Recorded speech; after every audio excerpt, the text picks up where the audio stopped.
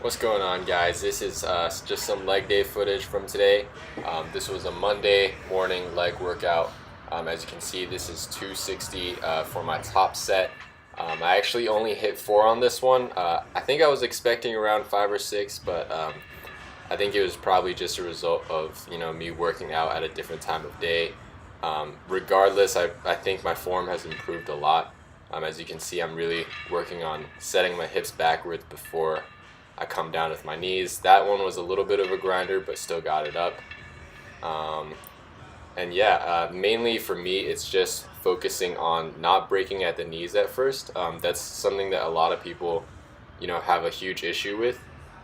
Especially for me, since I have that whole issue with posterior pelvic tilt. I tend to lean forward too much because honestly, my posterior chain is just way too weak to, my quads just tend to compensate for it. That's a little bit of forward lean right there, but honestly, it's a lot better than what I'm used to squatting with.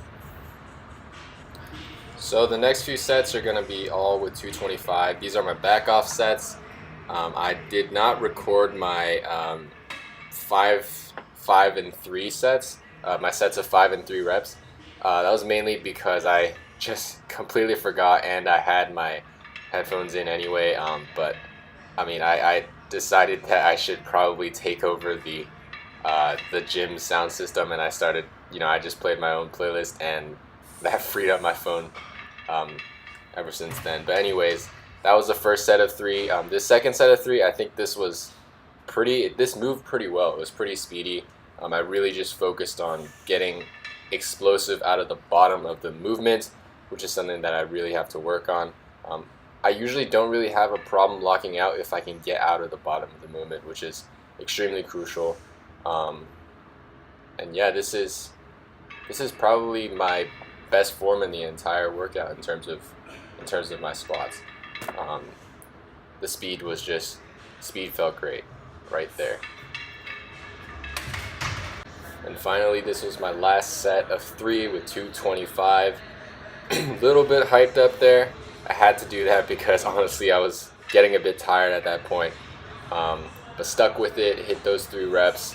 I think the last 2 were a bit of a grinder, but nonetheless I still got it up. And before we jump into sumo deadlifts, what I'm about to show you is my old squat form from just a few weeks ago, and so I can show you a comparison. Now this video was, I think, like 4 or 5 weeks ago. This was a top set of 255 for 5. But as you can see, my stance is a lot narrower. I tend to, drive with a lot of, I use a lot of knee drive, and I really didn't have much hamstring explosiveness, which, led to a bunch of forward lean right there. And honestly, it's just not the most optimal way to squat, and your quads, it'll take a really huge toll on your quads in the long run, and your posterior chain will end up being underdeveloped.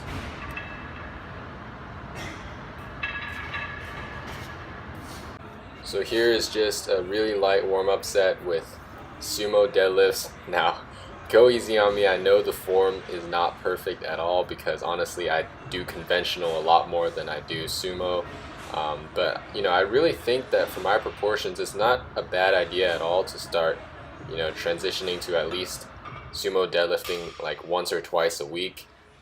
Because honestly, for people, especially with my similar proportions, like long torso and shorter legs in comparison, I really think it's just more advantageous for us folks with that body type. But honestly, this set was just working mainly on speed off the ground, which is something that I always should be working on. And we're moving on here to 225 on sumo. Honestly, at this point, my quads were completely fried. And I feel like if I sat a little bit lower in my stance and actually took more time to engage my back and my lats in particular, the speed off the ground would not have been that bad. But here, honestly, I'm just sort of like yanking it off the floor, which is really never a good technique. I mean, unless you're just so accustomed to it that you can do it well.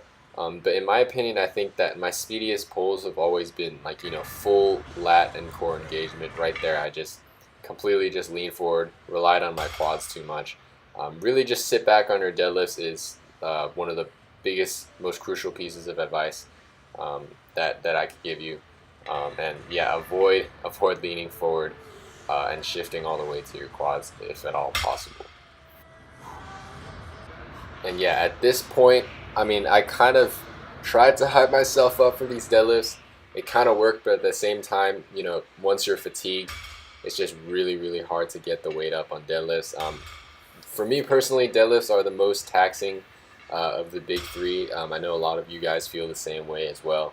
It's just so taxing on your CNS in the long run, especially if you just did another lower body exercise like the squat in particular.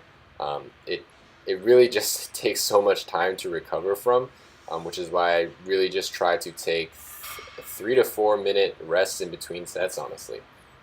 And if you guys are not doing that and you're training for strength, particularly on the deadlift, I strongly recommend you guys give yourself a little bit more time, chill out, get yourself back into the zone before you get into your next set, because honestly, it really gets tiring, especially for your entire back in general. Depending on which variation you use, depending on how strong your legs are, it can also take a huge toll on your quads and hamstrings as well. So yeah, take your time, get some chalk on your hands, and just rip that weight off the floor when you're ready. Alright, that's it for today. You'll probably notice that I'm trying to control the weight down at all times because this is apparently a family-friendly gym. But yeah, I'll see you guys in the next one. Thanks for watching.